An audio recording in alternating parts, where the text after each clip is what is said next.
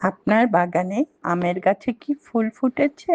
আবার কারো কারো গাছে আমের ফুল থেকে ছোট্ট ছোট্ট দানা দানা আম বের হয়েছে। এই ছোট ছোট আমের দানাগুলো যাতে পরিপূর্ণ আমে পরিণত হয়, তার জন্য গাছে কিছু যত্নের প্রয়োজন। কারণ যত্নের অভাবে ছোট ছোট আমগুলো থেকে আর আমে পরিপূর্ণ রূপ পায় না।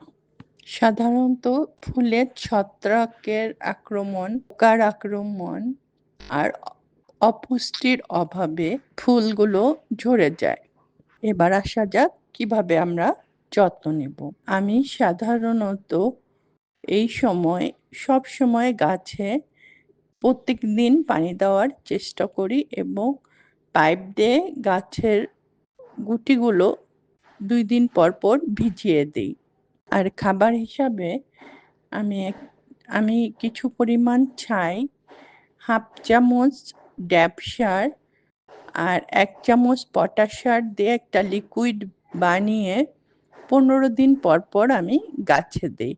আমার টবটা 20 ইঞ্চি, তাই আমি এই খাবারটা দেই।